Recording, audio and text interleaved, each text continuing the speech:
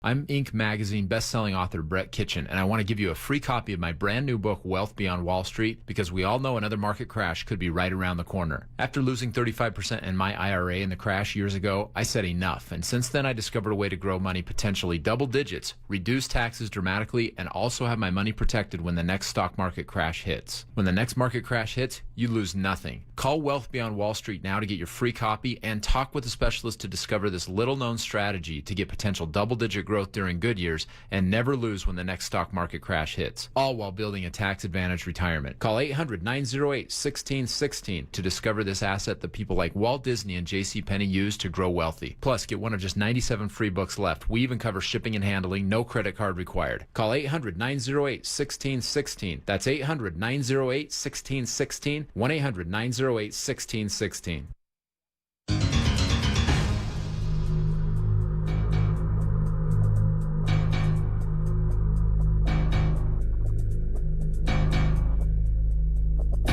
And welcome back to Coast. George Noory with you, Brandon Weichert with us, and we are back with your calls as well.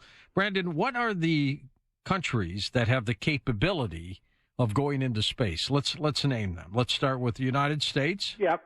China. Yep. Russia. Yep. India. Yep. Japan. Yes. North Korea. Well, yes, with some of their satellite or their yes. What about Iran? Technically, yes, they are developing that capability. In fact, it's going to become a bigger threat, I think, over the next few years. Who else? Let's see. We've named Israel. Have you named Israel? No, I didn't name them. They have the. I know they have nukes, but they have the ability to go to space. They've got a very robust and growing space capability. They're a little country with big dreams, and they're achieving them. Yeah, how about the Brits? The British are just so. This was the one country I did not do an assessment of in the book because they were not yet fully getting themselves back when I wrote the book. They are now, as of this, like the last year, because of Brexit now, they're kind of free to start developing their space capabilities again, and they're really starting to with great elan. Australia also is a partner of ours in space. They have some capabilities. Brazil is a country I would watch out for, particularly. Really? Can they do it on their own? Not on their own. They're going to need. Okay. They have already started looking to partner with us. Last year, they were at the Space Symposium. They want to get the Alcantara launch facility going again, which would allow basically really cheap, because of the way the Earth's rotation is near the equator. It would allow them to launch objects into orbit relatively cheaply, with needing less fuel requirements than it does to launch from other parts of the world. And so that's a capability we're looking to develop. The Russians and Chinese both had wanted to develop it with them, but thankfully Bolsonaro and his government is very much opposed to doing any business with the Russians or the Chinese in space.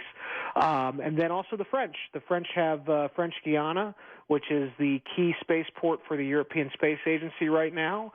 And France is really leading the way in coming up with defensive strategy for protecting satellites using co-orbital satellites, the space stalkers I talked about earlier. France is really helping to write some of the plans for how we put those systems around our existing satellites and kind of form a bodyguard swarm around existing sensitive satellites, so that if a Russian or Chinese anti-satellite weapon or co-orbital satellite were to try to attack our systems in orbit, our own co-orbital satellites could sort of, like a Secret Service agent diving in front of the president, can sort of dive in front of the satellite and knock out the attack. And now privatization, you've got Musk and Bezos. Absolutely. And then also Richard Branson with Virgin Galactic. You've also got a very interesting fellow, Bigelow Industries. Yep. He wants his space hotel. Yes. And I know you're familiar with him, and he is a very interesting guy. And so he's big into it. And, in the book I talk about the need to let private space startups really take kind of the lead in the civilian sector, because ultimately we're going to have space mining. Space mining is going to be a minimum, and it's considerably more, but at a minimum is a $1 trillion